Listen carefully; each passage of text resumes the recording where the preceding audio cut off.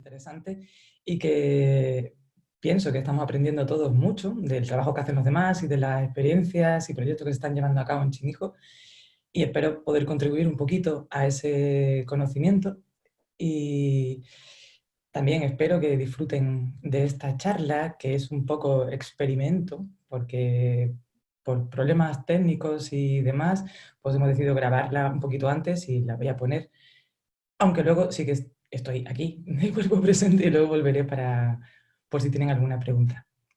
Pues vamos allá. A ver, Vamos allá. me quito el audio.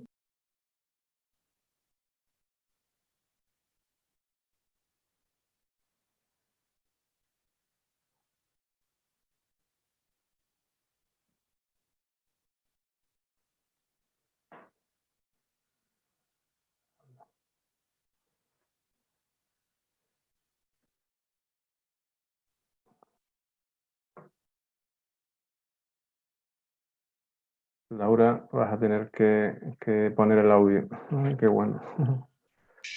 Para conservar esta población, una de las aves más emblemáticas de Canarias. Durante el transcurso de este proyecto, a largo plazo, se han llevado a cabo 3 tesis doctorales y se han publicado 23 artículos científicos dedicados a profundizar en distintos aspectos de la ecología, de la genética y de la conservación de esta población. A lo largo de esta charla vamos a hacer un viaje por la historia del guirre en Canarias y también por la historia de este proyecto. Desde tiempos lejanos, desde tiempos muy remotos, los buitres han vivido en estrecha relación con los humanos, quienes los odiaron, pero también los adoraron por un mismo motivo, su hábito de consumir cadáveres. Darwin definió a los buitres como pájaros repugnantes que se revuelcan en la podredumbre. Pero más allá de cuestiones estéticas, nadie ponía en duda la utilidad del servicio que proporcionaban, que consistía en llevar en su pico todo lo que pudiera contaminar la tierra y limpiar el mundo de hedor y putrefacción. Esta idea se extendió por la cultura egipcia, donde los buitres eran considerados como aves sagradas, pero también en la cultura griega y cristiana, llegando a trascender hasta la actualidad en culturas y religiones india o tibetana, compartiendo todas ellas la misma certeza, y es que se trata de unos seres increíbles, unos seres mágicos que estaban encargados de mediar entre el mundo de los vivos y el de los muertos. El alimoche es la más pequeña de las 4 especies de buitres que habitan en el continente europeo. Es una especie de larga vida, que con suerte puede superar los 30 años, y de madurez sexual retardada. Esto significa que necesitan al menos 5 años para adquirir la madurez sexual y poder reproducirse. A lo largo de este periodo, y como vemos aquí, van pasando por una serie de aspectos diferentes en sucesivas mudas del plumaje. Podemos ver que hasta los 2 años los alimoches se pueden considerar como juveniles o inmaduros. A partir de aquí se considerarían subadultos, 3 y 4 años, y a partir de los 5 años en adelante ya consideramos adultos y con este característico plumaje que mantendrá el resto de su vida. Se trata de unas aves muy sociales que se agrupan en grupos muy numerosos a la hora de alimentarse y de dormir, y sin embargo, durante el periodo reproductor son fuertemente territoriales. Generalmente construyen los nidos, como podemos ver en esta imagen, en cuevas o en repisas, cortados en acantilados marinos, y aunque es frecuente que pongan 2 huevos, lo normal es que saquen adelante un único pollo en el mejor de los casos. Normalmente se forman parejas que pueden durar varios años juntas, ¿no? Divorciarse, y también en ocasiones forman tríos, que como ven, los humanos no nos hemos inventado nada. El alimoche es una ave típicamente migradora, pero algunas poblaciones insulares que han sido colonizadas tanto en los archipiélagos del Mediterráneo como de los océanos Índico y Atlántico se diferencian de estas porque son poblaciones sedentarias. En la región macaronésica, antiguamente los alimoches ocupaban, con poblaciones muy numerosas, todos estos archipiélagos. Sin embargo, la distribución actual está restringida a los archipiélagos de Canarias y Cabo Verde, considerándose accidental de Madeira o las Azores. Aunque no se sabe con exactitud realmente cuándo llegaron los guirres por primera vez a Canarias, estudios genéticos han puesto de manifiesto que la colonización humana del archipiélago, que ocurrió hace unos 2500 años, coincidió en el tiempo con el establecimiento de la población de guirres. Y esto además está apoyado por el hecho de que no existe registro fósil de restos de las especies más antiguos a este periodo. Por tanto, la llegada de un nuevo recurso y muy abundante en forma de enormes rebaños de cabras, sobre todo, y de ovejas también, no solo contribuyó a la expansión, sino también a la rápida diversificación y a la adaptación de esta población al ambiente insular. En el pasado, el guir mantenía poblaciones muy abundantes en prácticamente todas las islas del archipiélago. No está tan claro que existiese en La Palma o en el Hierro, aunque la existencia de topónimos sugiere que quizá también pudieran haber estado presentes allí. Durante siglos, durante mucho tiempo, los guirres en Canarias vivieron en armonía con las personas y con el ganado. Y es que estas aves resultaban especialmente útiles en aquel entonces, ya que se deshacían de forma muy eficaz de todos los restos y las inmundicias del día a día. Pensemos también que en esta época de la que estamos hablando, por supuesto, no existían sistemas de alcantarillado ni de recogida de basura como conocemos hoy, sino que todos los desperdicios eran arrojados directamente a la parte de atrás de las casas o al llano, y los guirres en este caso hacían un importante papel de limpieza. Y también con los pastores, ya que podían ayudarles a localizar cabras extraviadas o, en fin, reses que hubieran parido lejos de la montaña o incluso que hubieran muerto. Está claro que los escritos o relatos que nos quedan dicen mucho sobre este papel, ¿no? Como este. En Fuerteventura hay una especie de pájaros blancos y del tamaño de una oca que andan continuamente alrededor de la gente y no dejan ninguna al suelo. Las crónicas o los relatos de los primeros ornitólogos que visitaron el archipiélago canario a principios del siglo XX cuentan que estas aves eran especialmente abundantes en las Islas Mayores. Por ejemplo, este fragmento de Bannerman, que dice así: antes de la Segunda Guerra Mundial, los guirres eran quizá el primer ave que atraía la atención de los navegantes que llegaban a las costas de Santa Cruz de Tenerife o Las Palmas de Gran Canaria. Los grupos más numerosos se hallaban en la vecindad de Las Palmas, donde podían verse hileras de ejemplares posados en los tejados de los mataderos, situados junto a los puertos. Durante el día, podían verse sobrevolando alto la zona portuaria, mientras que por la tarde se reunían en la orilla opuesta del antiguo Hotel Metropol, donde caminaban tranquilamente cerca de las grandes tuberías que drenaban al mar. Bonito, ¿no? Pues, lamentablemente, poco queda de cierto de estos relatos. A mediados del siglo XX, las poblaciones de guirre se precipitaron en un declive muy fuerte en todas las islas, desapareciendo rápidamente de la comida hacia el 55, y poco después, en la década de los 80, desapareció de Gran Canaria y de Tenerife, quedando sus poblaciones reducidas a las islas de Fuerteventura, perdón, con 20-25 parejas, y Lanzarote con solo 2 o 3 parejas. Las causas de este hundimiento tan rápido y catastrófico pues no están del todo claras a día de hoy, y se sugirieron algunas ideas, muchas bastante obvias, como que coincidió con cambios en los sistemas socioeconómicos de Canarias, también la llegada y el boom del turismo, que llevó consigo una pérdida y transformación del hábitat de manera notable, y también la modernización de prácticas ganaderas tradicionales, lo cual condujo supuestamente a una escasez de alimento que llegó a hipotetizar que obligaba a los guirres a migrar hacia África en busca de alimento. Pero también en esta época, y especialmente durante los años 50 y 60, se aplicaron de manera masiva fumigaciones de diferentes tipos contra las plagas de langosta que azotaban las islas. Como prueba de ello, vamos a ver un fragmento de este documento que creo que es bastante ilustrativo. El gobernador civil de Tenerife, en su recorrido por las zonas afectadas, llega a Arica, que con Garapo, Güímar, Pasmia y Candelaria fueron los lugares más perjudicados. Los campos de patatas y de tomates quedaron arrasados completamente. La langosta berberisca llega unas veces a las islas en vuelo y otras flotando sobre el mar en grandes masas compactas que vuelan en todas direcciones hasta caer sobre los lugares donde efectúan su devastador festín. Entran en acción las motos espolvoreadoras.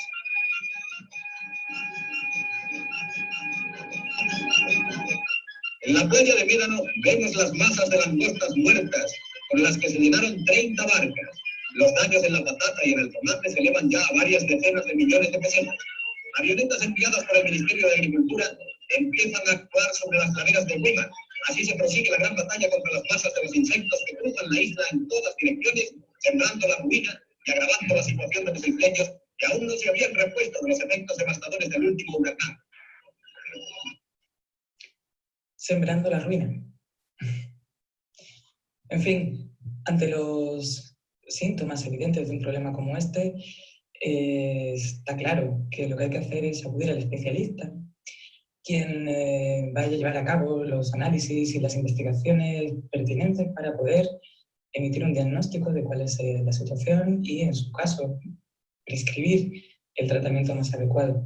Y esto pasa necesariamente por una utilización o recogido de información de calidad y aproximaciones multidisciplinares que se llevan a cabo a través de un intenso trabajo de campo, también de laboratorio y, por supuesto, de despacho para interpretar y analizar todos estos datos que recogemos en el campo.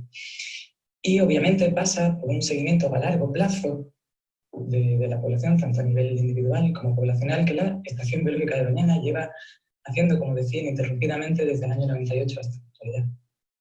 El seguimiento, que es el paso básico de cualquier proyecto para obtener información, consiste en muchas cosas, entre ellas la captura y marcaje de individuos, a lo que cada año se dedica un esfuerzo enorme.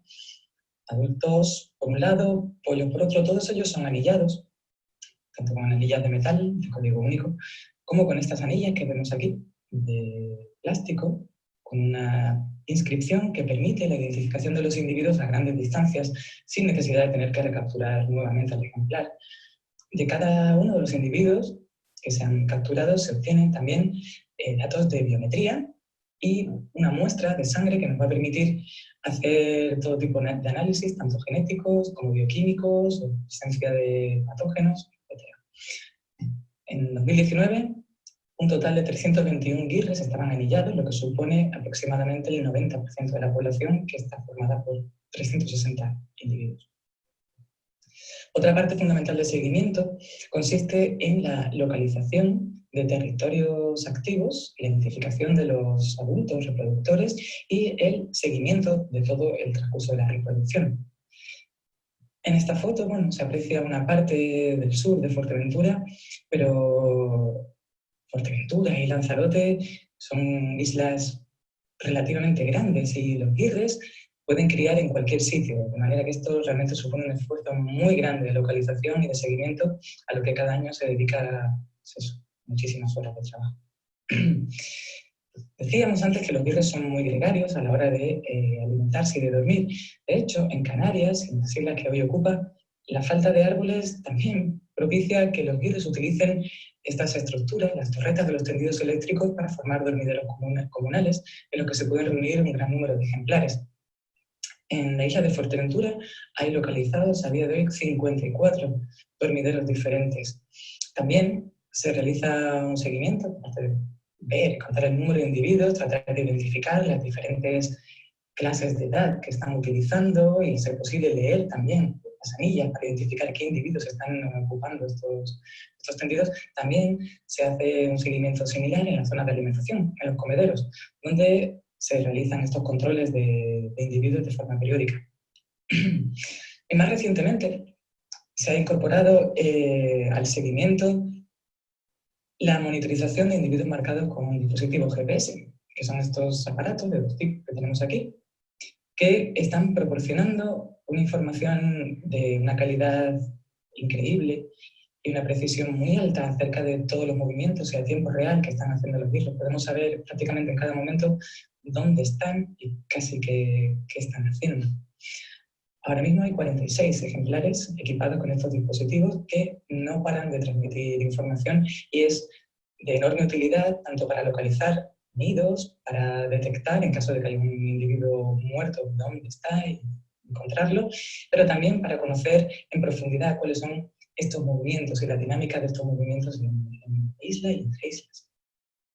Como decía, otra parte fundamental es localizar los ejemplares que hayan podido morir en el campo y, en la medida de lo posible, determinar las causas de la mortalidad, que, como podéis ver aquí, pues son numerosas.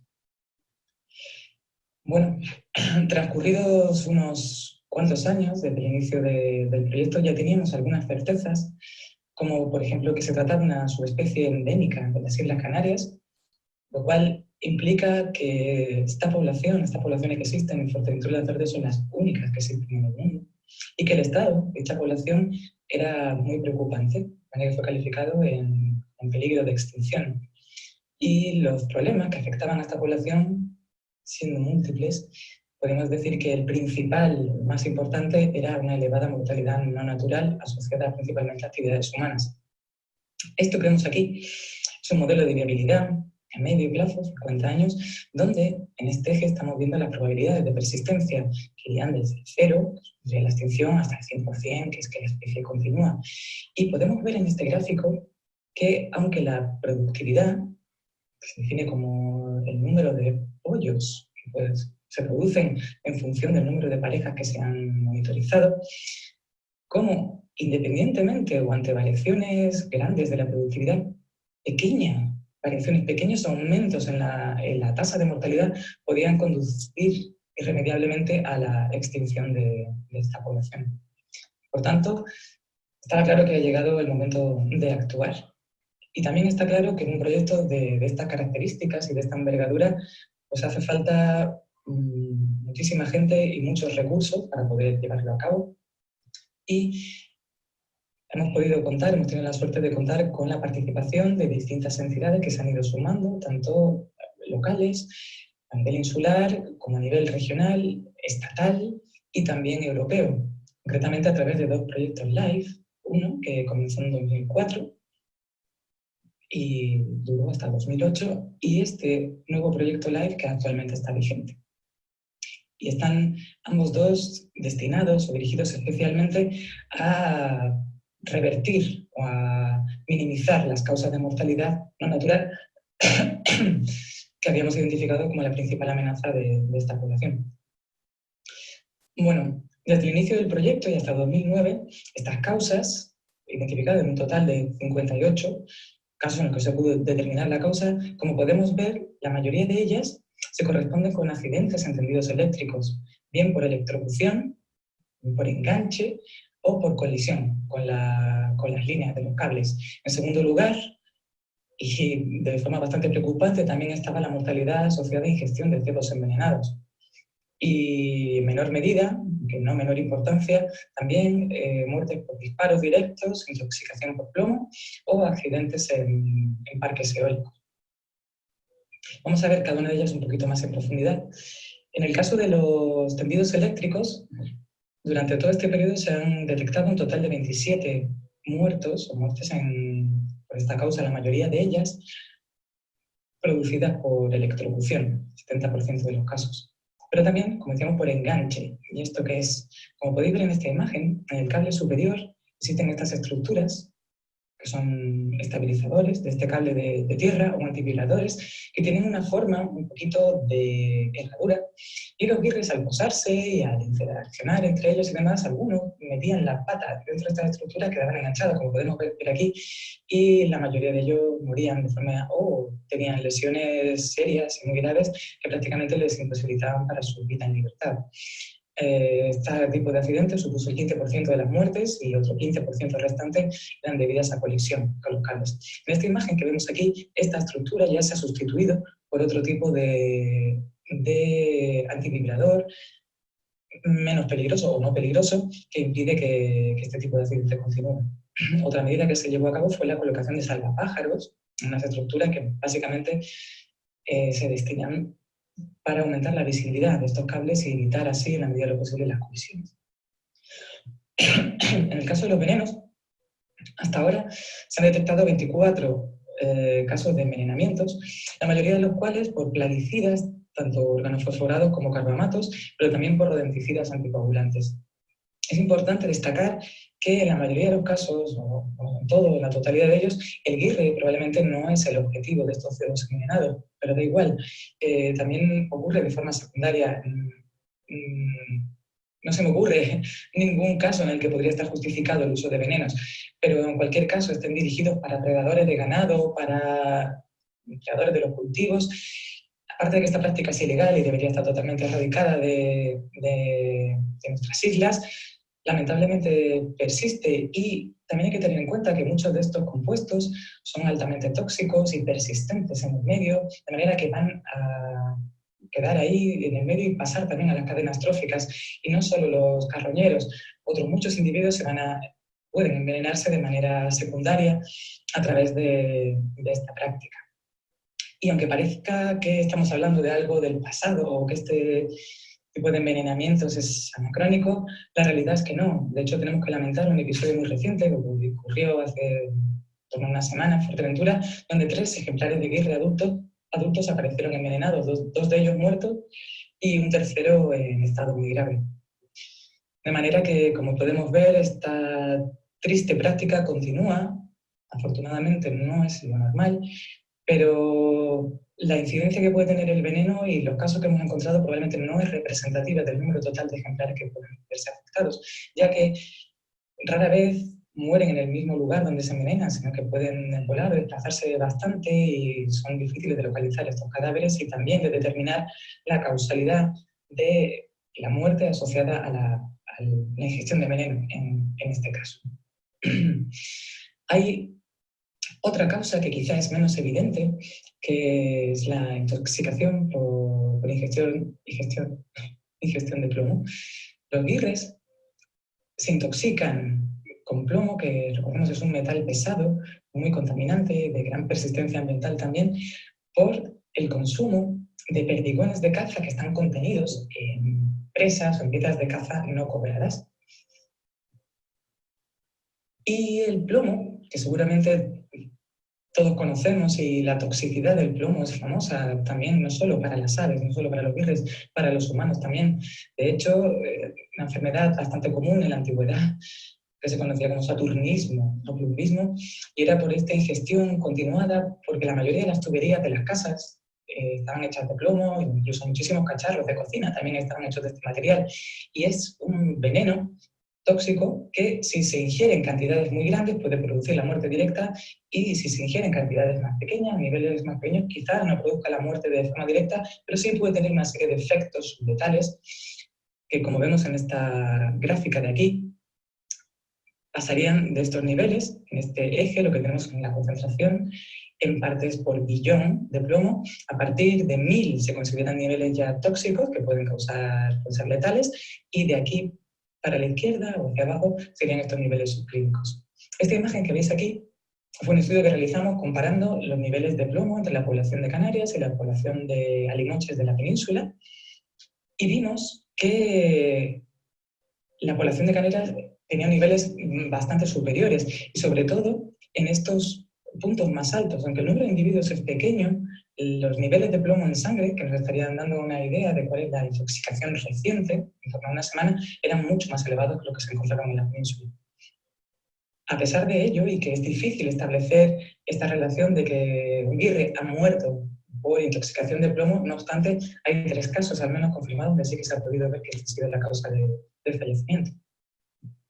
Además, y dentro de la población de Canarias, pudimos en este estudio comprobar que la exposición reciente era mucho mayor durante la época de caza que fuera de ella, y que además los niveles eran más altos en los machos que en las hembras.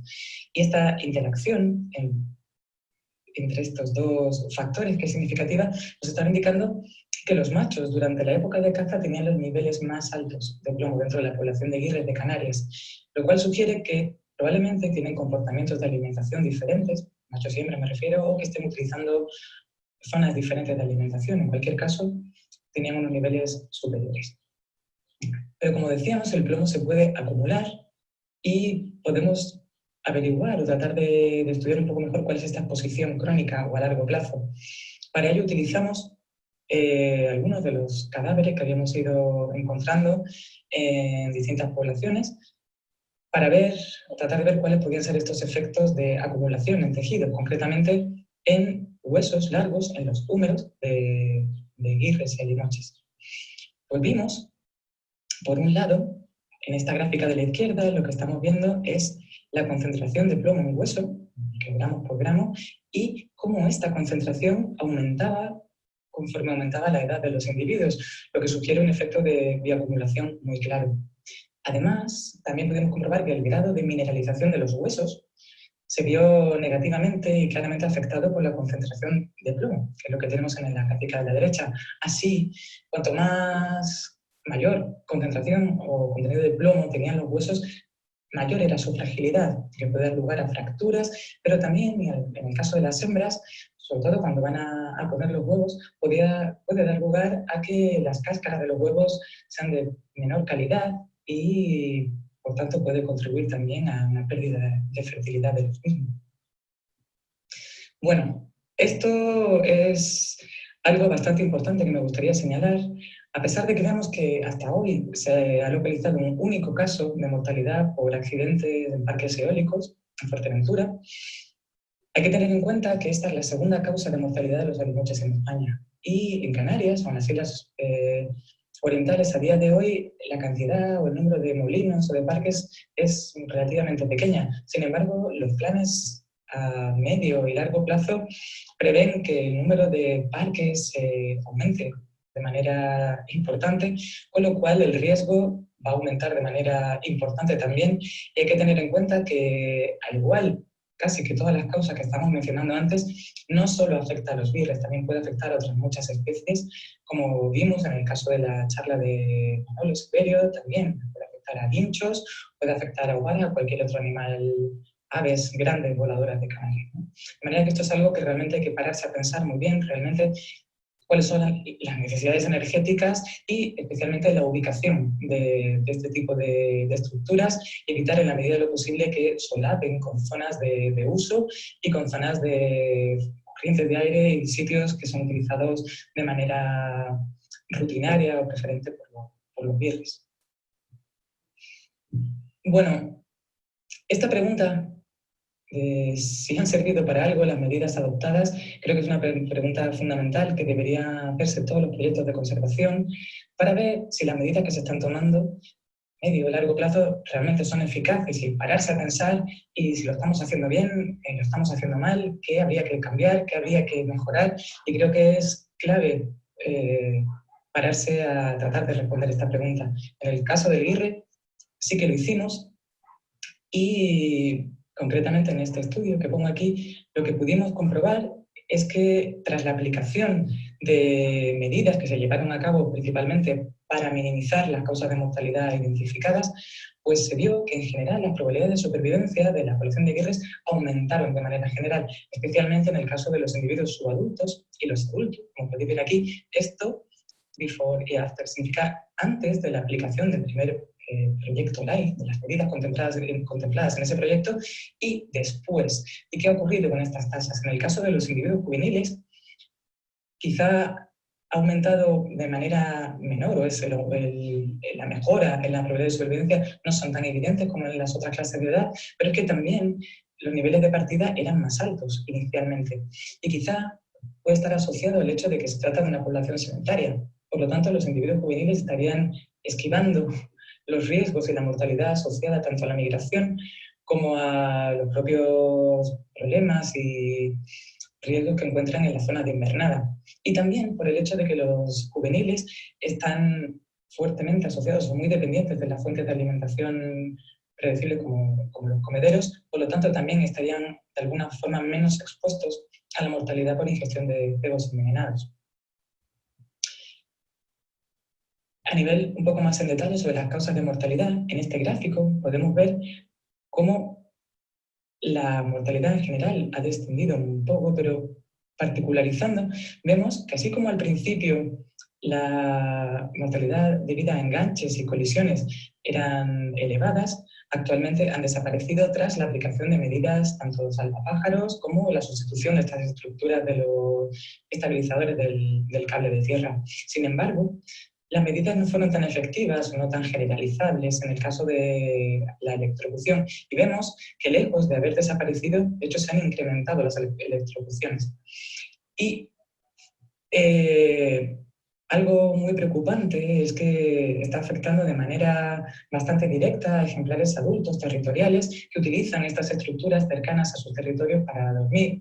Y los casos de mortalidad en esta franja de edad son especialmente preocupantes, ya que, como veíamos al principio, estamos hablando de una especie de larga vida que le cuesta muchos años llegar a adquirir esta capacidad reproductora.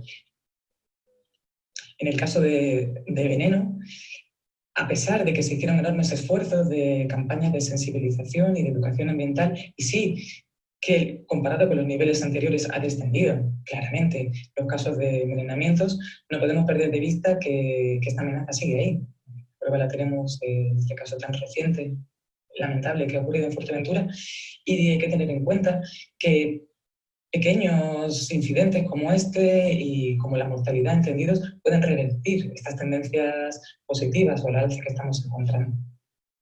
En el caso de la productividad, de manera general, siempre ha sido baja en la población de guirres, muy baja de hecho.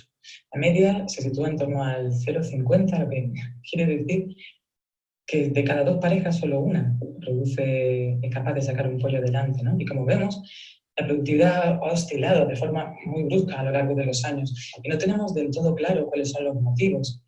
Pero hay uno que sí que parece claro y que quizás es el único sobre el que podemos actuar de forma directa, y son las molestias durante el periodo de nidificación. Está claro que las aves necesitan tranquilidad y en estos periodos, y las molestias lo que pueden producir, que en la inmensa mayoría de los casos son involuntarias, y sobre todo en los primeros inicios del desarrollo de pollos muy pequeños o de huevos, estas molestias pueden causar que las aves abandonen el nido, y en estos momentos que son más sensibles a incrementos de temperatura o de frío, puede contribuir a que la productividad sea menor. Por tanto, a pesar de que puede de forma natural ser la productividad baja o puede fluctuar debido a muchísimos factores, quizá este es el único del que podemos de forma directa actuar para tratar de minimizar los efectos que pueden llevar asociados las molestias que causamos. Bueno, en 2019 la población de guirres está estimada en un total de 361 individuos, de los cuales 163 serían reproductores. Y, como veis en este gráfico, el número de territorios ocupados se ha incrementado muchísimo. La población se ha triplicado, pasando de 21 territorios en 98 hasta 77 en 2019, la mayoría de los cuales, 71, estarían localizados en Fuerteventura y 6 estarían localizados en Lanzarote, incluyendo islotes del archipiélago Chinijo. Claramente se puede apreciar que este aumento de la población tan importante ha sido especialmente debido al incremento de la población en Fuerteventura, mientras que Lanzarote se ha quedado prácticamente igual o subido de forma mucho más ligera. Y esto puede tener muchas lecturas. Por un lado, la isla es más pequeña ya de por sí, tampoco sabemos con exactitud cuál es la capacidad de carga que puede tener Lanzarote, pero también puede estar asociado con otros procesos poblacionales, como puede ser el papel que puede jugar la atracción conespecífica. De hecho, sabemos que los guirres que nidifican en Lanzarote vuelven a Fuerteventura una vez que termina la reproducción y permanecen allí el resto del año hasta el año siguiente, cuando vuelven a cruzar a Lanzarote para nidificar. En cualquier caso, es importante, creo que lo más destacable de esta gráfica precisamente es este aumento espectacular de la población, porque todo parece indicar que realmente sí, podemos decir que estas medidas han sido efectivas y que la gestión que se ha hecho, lejos de haber terminado y de haber concluido el trabajo, pues está teniendo frutos y se puede ver que los efectos han sido claramente positivos sobre el estado de conservación de la población. En el caso de Chinijo, desde el inicio del proyecto tenemos constancia de una única pareja en Alegranza, pese a que escritos antiguos, históricos, dicen que llegó a haber hasta 3 parejas, nosotros nunca hemos visto más de una, y una en Montaña Clara. Y a priori podemos pensar que esta población de Chinijo, siendo tan pequeña, siendo tan aislada, podría ser ajena a estos problemas de mortalidad que ocurren en las islas de Lanzarote y Fuerteventura, pero ni mucho menos es el caso. De hecho, en Montaña Clara hubo una pareja en 2006 y ambos individuos, durante la reproducción, fueron encontrados envenenados en Lanzarote. Hubo un segundo intento de recolonización de una nueva pareja en 2015. El macho de esa pareja, por cierto, un pollo nacido en Alegranza 5 años antes, en 2010, y ambos ejemplares fueron encontrados muertos ese mismo año en Fuerteventura por accidentes en tendidos eléctricos. Por tanto, está claro que los problemas del guirre son generales y son para todos, y que la conservación de esta pequeña población de chinijo pasa necesariamente por la conservación de las poblaciones de Fuerteventura y Lanzarote. Bueno, durante el proyecto, o a lo largo de él, se han ido incorporando nuevas aproximaciones, nuevas tecnologías y cada vez sabemos un poquito más.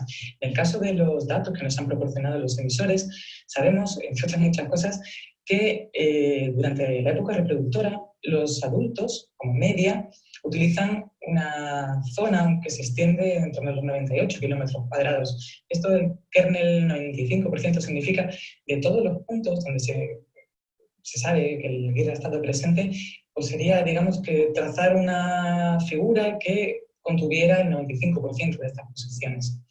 Sabemos también que en el caso de los individuos no reproductores, estas zonas que utilizan para sus rutinas es mucho mayor, llegando a alcanzar los 520 kilómetros cuadrados. Y esto en parte es debido al hecho de que los individuos no reproductores durante la época de reproducción realizan enormes viajes, prospectan otras zonas.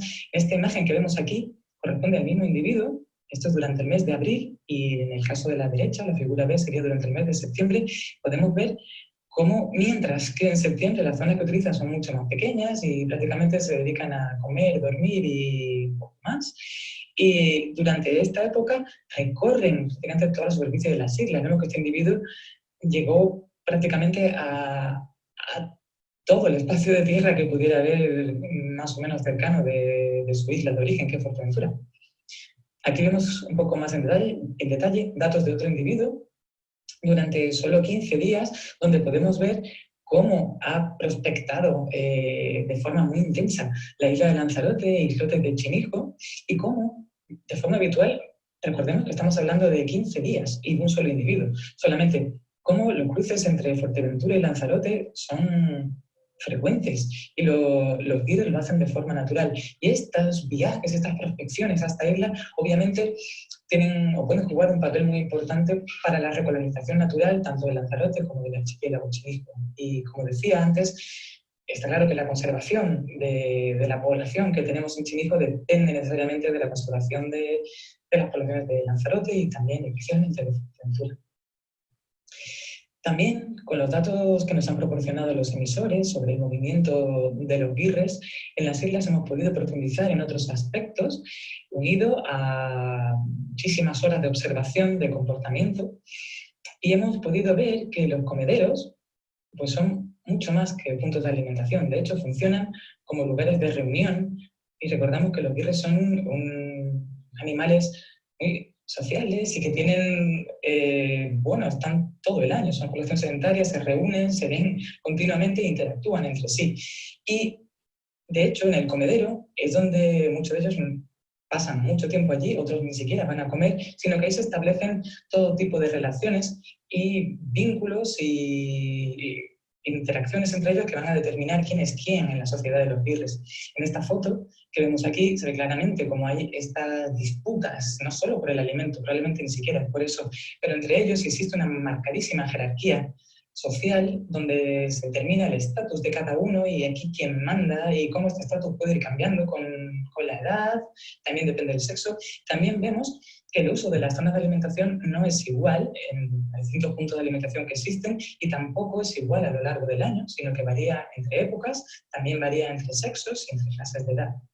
Además de esto, en nuestro trabajo reciente, utilizando estos datos de movimiento, sabiendo dónde se encuentran los guirres y qué están haciendo, digamos, quisimos saber cuál era la percepción actual de los ganaderos sobre el servicio ecosistémico que se refiere al consumo de restos y carroñas de sus ganaderías, cómo realmente lo perciben los ganaderos. En general, hay que decir que la percepción es buena, es muy positiva, y los ganaderos, sobre todo los de las explotaciones más pequeñas, no entienden al guirre como un enemigo de su ganado, ni mucho menos, sino como un aliado al que necesitan realmente para deshacerse, que existe esta relación de simbiosis entre unos y otros que existió en el pasado y que existe actualmente, donde ambos, ganaderos y guirres, se benefician mutuamente de la presencia de los otros. Esta relación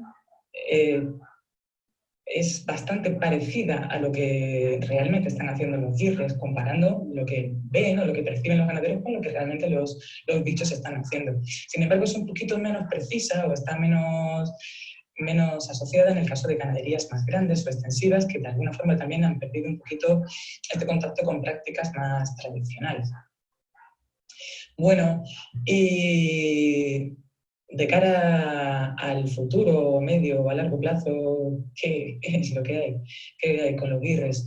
Podemos decir que con los datos que hemos visto, la población se encuentra en aumento y ha crecido a una tasa anual cercana al 6,5%, lo cual es un dato muy positivo. Obviamente esto no es lineal y, como podemos ver y hemos visto, la mortalidad no natural persiste, ni mucho menos hemos terminado con este tipo de amenazas. Y que esta tasa de crecimiento puede revertir en cualquier momento. Por tanto, no podemos decir que el guirre ya está curado, es una población sana y ya está, hemos terminado, todos contentos. Ojalá, pero no es así. El guirre, sin embargo, es una población que se encuentra y se encontrará siempre bajo vigilancia y gestión. De cara a actuaciones que habría que priorizar, claramente, es la mitigación de factores de amenaza, principalmente los accidentes por electrocución. También continuar con esfuerzos y aumentar lo que se han hecho para contrarrestar los efectos de intoxicación por cebos envenenados. Es decir, que durante una de las pilares del proyecto LIFE que se encuentra en activo, precisamente contempla la corrección de estos tendidos para evitar minimizar en la medida de lo posible los accidentes con las líneas eléctricas, y también incrementar la sensibilización y educación ambiental respecto al uso de veneno, e incluso incorporar una patrulla canina que se encargue de buscar y de localizar dónde están los cebos envenenados y de alguna forma tener un mapa más preciso de qué es lo que hay en el campo y dónde se encuentran estos focos potenciales. También evitar las molestias en el periodo de cría, que también es otro de las actuaciones contempladas en el LIFE. Evaluar cuál es la importancia real en distintas zonas de las islas, cuál es la incidencia de este tipo de molestias y cómo podemos evitarlas y solucionarlas. Y, por supuesto, la eliminación del plomo como el elemento contenido en la munición de caza. En cuanto a las molestias del periodo de cría, quisiera decir aquí que al menos en Lanzarote y probablemente también en Fuerteventura es así, se está haciendo un esfuerzo y la gente que se dedica al turismo de naturaleza o otro tipo de prácticas como la escalada están haciendo un esfuerzo por modificar las zonas que visitan y las fechas, precisamente porque son conscientes de que esto es algo que nos importa a todos y que nos compete a todos. Tenemos que tomar esa responsabilidad de tratar de minimizar estas molestias, y la respuesta está siendo muy positiva en general. Y agradecer este tipo de esfuerzos que, claro que no pasa nada por hacerlo, pero es que además todos nos vamos a beneficiar si queremos seguir disfrutando de guirres en nuestras islas. Más adelante es interesante hacer estudios más específicos, como por ejemplo conocer cuáles son las causas del fracaso reproductor. Esto quizá de lo que sabemos menos. Probablemente son múltiples, como decía, pueden estar relacionadas con aspectos genéticos, con efectos de exposición a contaminantes y muchas otras cosas que realmente nos falta por conocer, así como estudiar la dinámica de uso y las consecuencias de este uso de distintas fuentes de alimentación artificial, como son los comederos, pero también los basureros y otro tipo de aportes de alimento, que es algo que hay que entender muy bien y que gestionar aún mejor, si cabe, ¿no? Y por supuesto hay que pensar a más largo plazo en la posibilidad que está ahí, sobre la mesa, de la reintroducción del guirre en otras islas donde antiguamente fue muy abundante y ya no está. Para ello, obviamente, hay que llevar a cabo análisis de viabilidad muy serios y con cautela, y de manera que Esto es algo que hay que pensar a largo plazo y es un proceso que no se puede tomar a la ligera, ni mucho menos, y tampoco conviene apresurar, ya que las poblaciones de Fuerteventura y Lanzarote pues efectivamente siguen y seguirán estando muy amenazadas y por tanto la prioridad es asegurar su crecimiento y conservación y que también quizá podemos esperar que este tipo de procesos ocurra de forma natural, como puede ser el hecho de Lanzarote, que puede ocurrir gradualmente y lentamente, pero de hecho está ocurriendo. En fin, para terminar, una pequeña reflexión. ¿Por qué debemos conservar el guirre? Pues porque sí, porque es un símbolo de Canarias, porque la presencia del guirre está totalmente imbricada en el tejido social, económico y cultural de nuestras islas, lo ha estado históricamente, son más canarios que los canarios y debería seguir siendo así. Además, proporciona un importante servicio ecosistémico, es un aliado clarísimo de la ganadería y también recordemos que no solo se trata de carroñas de cabra, el campo está lleno de otros animales, afortunadamente, que también mueren en el campo y que de alguna forma el servicio que hacen los guirres de deshacerse de todos estos residuos pues es muy beneficioso para mantener esa salud del ecosistema, ¿no? Y por otro lado, recordemos que el guirre es lo que se conoce como una especie paraguas. Esto quiere decir que su conservación no solo está dirigida al guirre, sino que puede servir o afectar a otras muchas especies de aves que forman el conjunto de la bifauna de Canarias.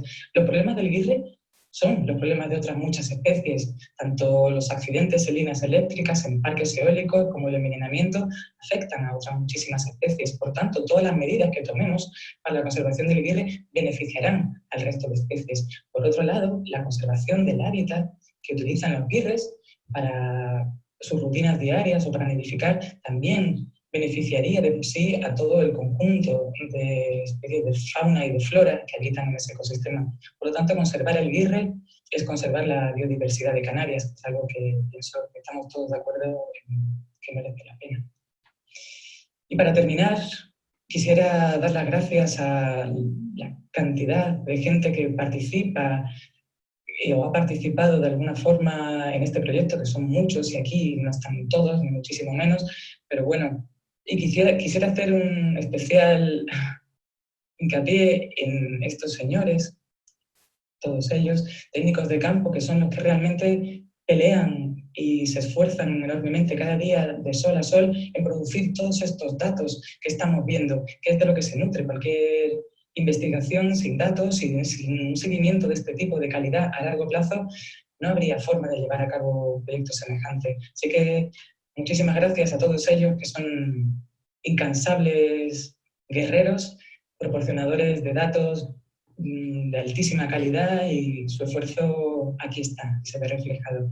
Y también un apartado especial para la gente que participa y que colabora en Lanzarote, porque de muchas formas directas o indirectas están contribuyendo a que este proyecto sea posible y, por supuesto, a que la conservación del guirre sea posible. Nada más. Muchísimas gracias a todos por su atención. Espero de verdad que les haya gustado esta historia. Y si quieren saber más, por supuesto, pueden ponerse en contacto conmigo o con otras personas del equipo, que estaremos encantados de responderles. Muchísimas gracias a todos.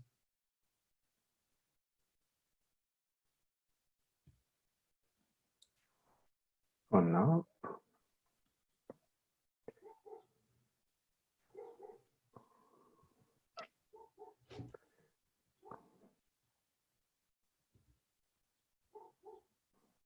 Ahora aparezco. Yo no te veo. Ahora. ¿Tú me ves? Sí. Pues Muchas gracias doblemente, Laura. gracias a ti.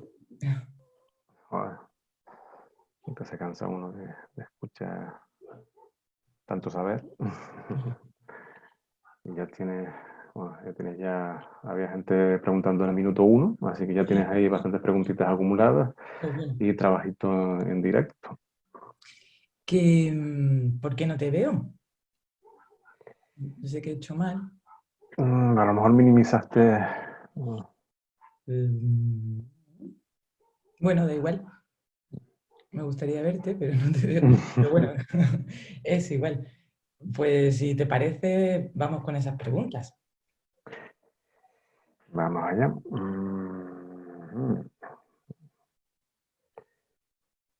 Vamos a ver. Las tenemos por aquí. Vamos, son... Vamos. ¿Me las lees tú? Sí, si quieres y si no... Con la pantalla... Un segundo, porque todas eran las felicitaciones. Gracias.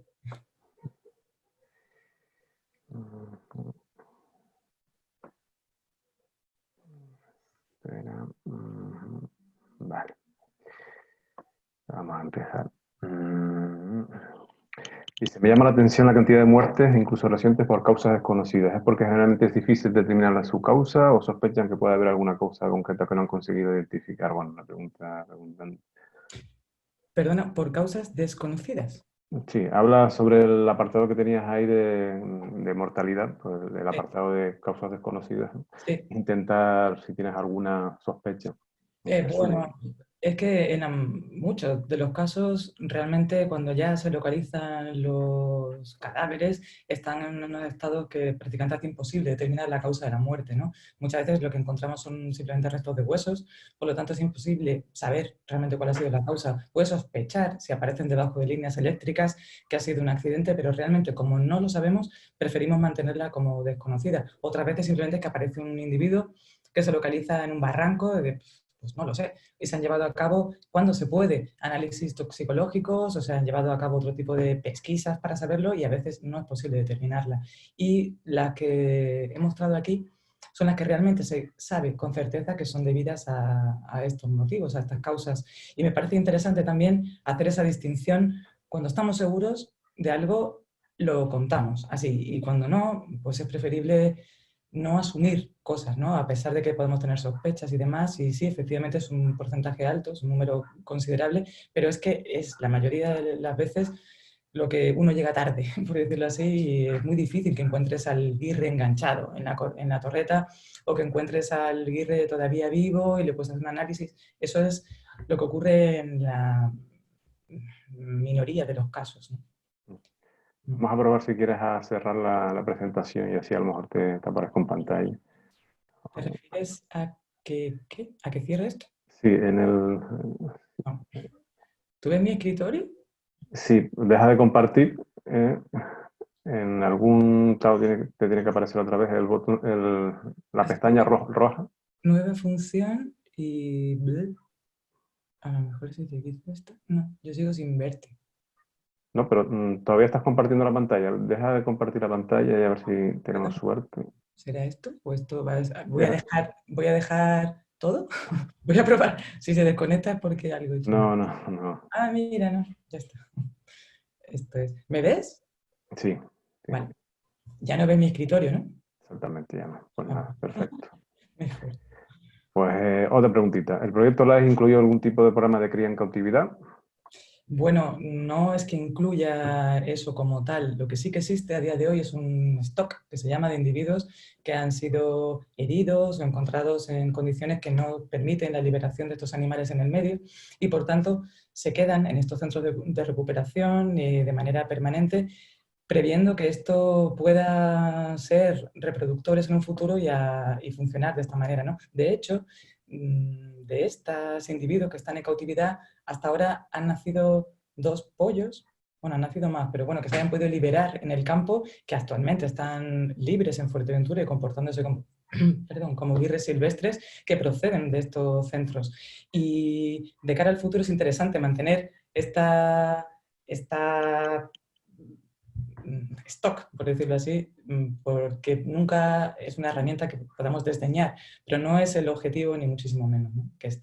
La cría en cautividad es una herramienta que hay que tomar con mucha cautela también, es algo que, digamos, se debe utilizar en casos muy extremos y es algo que cuando tú sabes que las causas por las que se mueren los guirres ya no están y están solucionadas, quizás entonces puedas empezar a pensar en que conviene liberar animales, pero si las causas siguen operando, no tiene sentido que criemos guirres para soltarlos en un campo peligroso, ¿no? Entonces, bueno, es algo que se mantiene esta posibilidad y que, bueno, está aquí, pero no, desde luego no es ninguna prioridad ni está contemplada de ninguna manera.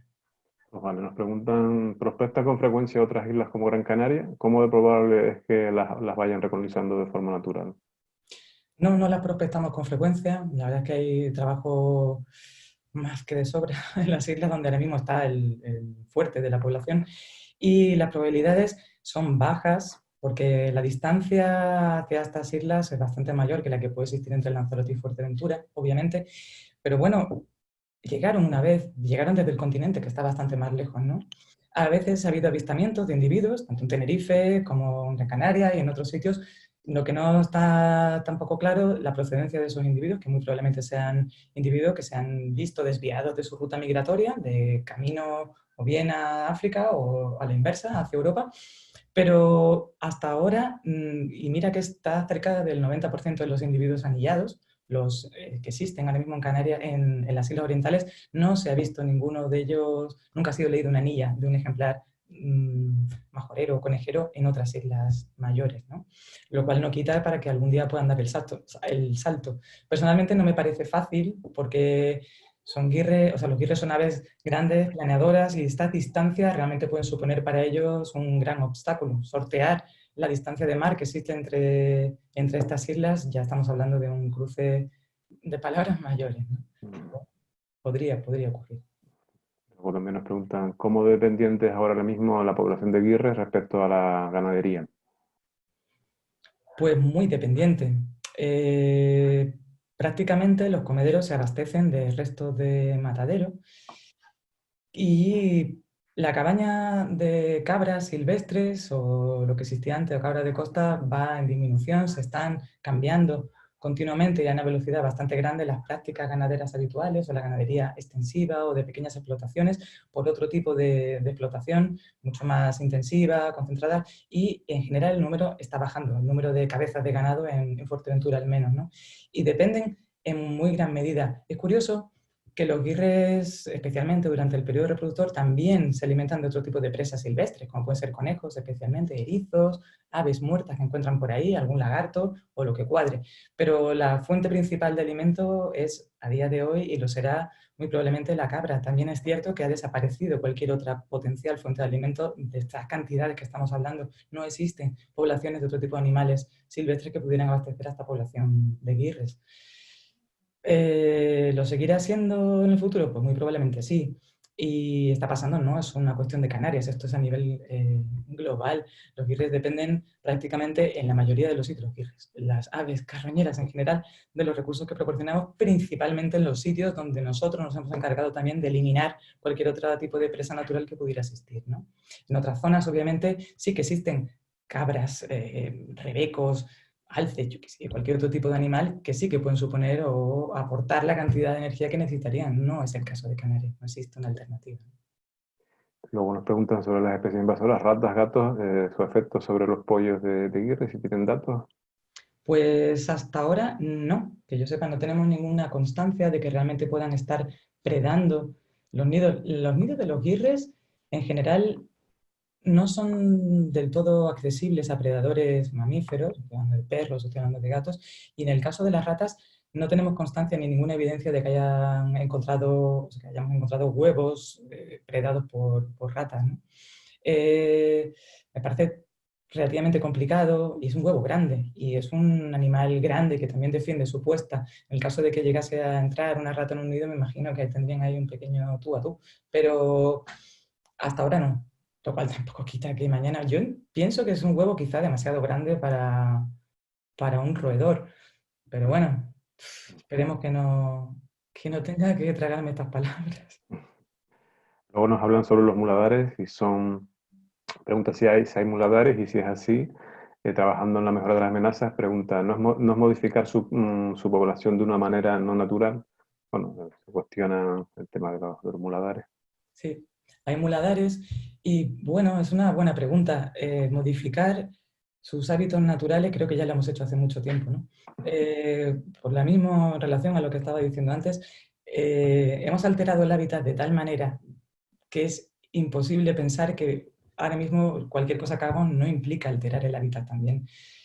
Pues sí, hay que alimentar a los guirres, sí, es lo que hay. Quizás si no estuviéramos nosotros aquí no tendríamos que hacerlo, pero resulta que sí. Y todo lo que hacemos conlleva una modificación del hábitat. Casi no les dejamos espacio para vivir, casi no les dejamos nada que comer. Pues habrá que al menos proveer de alimento. Y no solo eso, sino que además nos dedicamos a envenenar el campo, con lo cual me parece también interesante el hecho de que exista una fuente de alimentación segura, que pueden ser los muladares, donde los guirres puedan comer sin riesgo de morir envenenados, ¿no?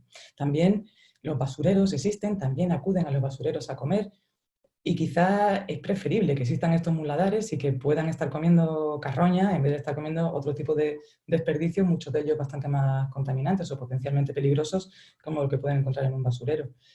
Pero a día de hoy es una herramienta de gestión imprescindible en Europa entera. O sea, es casi, ojalá no hicieran falta los muladares, ojalá pudiéramos dejar que los guirres se alimentaran solos en el campo, pero cuando pensemos de qué se van a alimentar, pues quizá tenemos la respuesta, ¿no?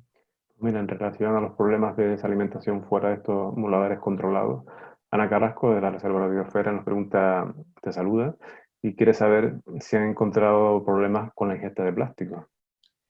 Pues no directamente. Me refiero a que haya habido un guirre muerto en el que se haya podido ver el contenido del estómago y que se vea que haya una cantidad de plástico grande, no directamente. Y tampoco ha habido problemas asociados, por ejemplo, a enganches con bolsas, en el caso de pollo, como puede haber ocurrido en otras especies de aves, ¿no? En Canarias concretamente, estoy pensando en otros casos, nidos de cigüeñas y por supuesto aves marinas. Pero no, recuerdo en Socotra, un sitio donde estuvimos hace unos años viendo una población de alimoches que es, bueno, como casi viajar atrás en el tiempo en Canarias. Ahí, que la pesca es casi la única actividad económica que tienen, vimos muchos guirres con restos de sedal enganchados en las patas y ahí parecía que era bastante más importante, ¿no? Y pese a que la pesca es algo también importante en Canarias, hasta ahora no. Sí que es cierto que han aparecido algunos guirres con dedos amputados y que tampoco se puede descartar que sea, por ejemplo, ocasionado por este tipo de accidente o enganchar un sedal o cualquier otro tipo de estructura de plástico por ingesta. Por ahora no, pero quizás solo es cuestión de buscarlo, ¿no? Bueno, nos hablan de guirre, pero bueno, se refiere a limoches, esto es una subespecie endémica. Nos hablan que si hablaste de la distribución de los alimoches en la Macaronesia, si es así, esos archipiélagos no tienen población humana, ¿de qué se alimentaban? ¿Perdón? Mm. Textualmente, la distribución del guirre en Macaronesia. Dijo que había estado presente en Madeira y Azores. Si es Pues así, esos archipiélagos no tenían población humana, ¿de qué se alimentaban? estamos hablando de hace muchísimo tiempo y antiguamente, bueno, y también en el caso de Canarias, había poblaciones de aves mucho más numerosas, había muchos restos de otros animales que llegan a las costas, desde cetáceos, peces y cualquier otro tipo de residuo que pueda llegar hasta allí, y otras aves nidificantes en las islas que pueden suponer una fuente de alimento grande, ¿no? En el caso de Canarias, que es el que conozco un poco más, antiguamente también existían estos roedores gigantes, ¿no? Que nos contaba ayer o antes de ayer en una de las charlas de esta compañera. Estas eran presas naturales, ¿no? ¿Había población humana? Sí. No se sabe, por supuesto, a este nivel de detalle que fue lo que ocasionó la desaparición. El caso de dentro de Macaronesia, lo que queda, que es Cabo Verde, que sí que existe población humana, la población de alimoches, porque cuando hablo de guirre me refiero a los de Canarias, que son exclusivos de aquí, el resto vamos a hablar alimoches. De una situación, ha seguido una historia muy paralela al caso de Canarias y su situación actual es todavía peor, mucho peor si cabe que la que existe aquí. Ha desaparecido prácticamente de todas las islas, quedan en torno a 10, 15 parejas en total, en solo 3 islas de las que quedaban y la situación es realmente catastrófica, ¿no? Y la historia es la misma para cualquier sitio. Cuando colonizaron estos archipiélagos, las condiciones eran completamente distintas. Incluso aquí en Canarias, aún existiendo una población humana, que como decíamos ha favorecido en un momento dado ese asentamiento de las poblaciones de alimoches, esa población era muy pequeña, estamos hablando de pueblos muy reducidos y que el impacto que podía tener ese tipo de población es imposible de comparar con lo que hacemos hoy en día, ¿no? Solo hay que mirar la foto que tienes tú detrás o cualquiera que podamos ver. O sea, cuando empezamos a asfaltar las islas, a llenarlas de tendidos eléctricos, que es una telaraña mortal, a erradicar prácticamente, a ordenar, a colocar todo en el campo, a encerrar los animales, a hacer desaparecer el resto de animales silvestres, pues nos encontramos con esta situación, ¿no? Carmen Portela. Perdón, espero haber contestado la pregunta que tampoco No, tenía sí, muy no, clara. no, que sí, seguro, seguro. Carmen Portela te pregunta si hay constancia de nidificación en Tenehuime este año. Pues muy buena pregunta. Aquí estamos encerraditos y todavía no lo sé. Esperamos poder retomar el seguimiento muy pronto, porque esta situación que os voy a contar pues ha dificultado un poco que se haya podido mantener el seguimiento de Lanzarote como en otros años. Y lo que hay constancia es que se inició la reproducción. Y de verdad espero que también estas circunstancias hayan contribuido precisamente a evitar las molestias humanas, que eran una de las zonas donde más fuertes eran estas molestias, pues haya ayudado. Y como decíamos antes, los guirres no solo fracasan por molestias humanas, ni muchísimo menos, pero es una de las causas que contribuyen al fracaso. Lo veremos y espero saberlo muy pronto. Igual, si todo va bien y nada lo impide, dentro de una semana estaré allí y podremos tener la respuesta a esa gran pregunta. Esperemos que sea sí. Luego nos preguntan en relación con, bueno, plásticos y demás. ¿Se han observado guirres alimentándose en basureros insulares? Sí, sí, por supuesto que sí. Sí, sí, sí. Y además se reúnen en grupos muy grandes y de diferentes especies, pero sí, sí, por supuesto que frecuentan los basureros, porque la mayoría de ellos hay un montón de restos orgánicos, sin hablar o sin contar con el hecho de que muchos de los restos de ganadería o animales que mueren en las granjas han de ser llevados a los basureros y mientras se incineran y no, están allí, están disponibles para muchas carroñeras, ¿no? Y sí, sí, por supuesto que sí. Luego te preguntan, ¿crees que de las diferentes instituciones públicas se hace una correcta difusión de especies autóctonas en peligro o podríamos hacer más difusión a la población sobre el problema de las especies amenazadas? Siempre se puede hacer más, siempre. Yo creo que en el caso del Guirre es un ejemplo en el que se ha hecho un esfuerzo muy fuerte.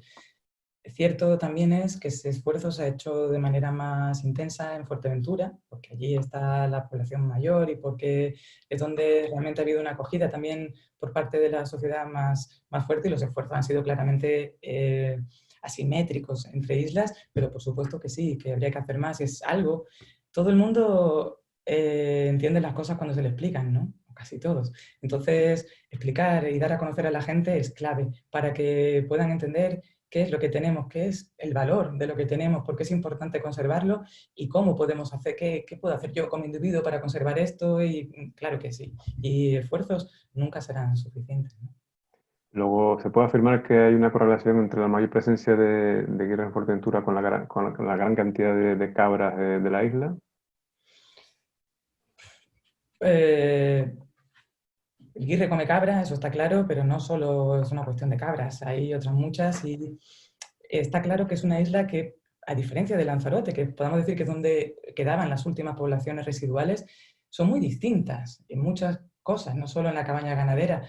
Aparte del tamaño, en Fuerteventura prácticamente no existía agricultura y, por tanto, prácticamente toda la actividad económica era la ganadería. Es cierto que había cabañas enormes, pero también era una isla menos densamente poblada, menos turística, hasta hace muy poco. Esto es bastante reciente en Fuerteventura y era una zona más silvestre, por decirlo así, donde realmente las molestias eran menores. Poco a poco eso ha ido cambiando y los humanos hemos ido colonizando cada vez más todo este espacio y llenándolo. Cuando yo empecé a trabajar allí, no existía ni la mitad de las carreteras que existen hoy, no existía ni la mitad de los tendidos eléctricos que existen hoy.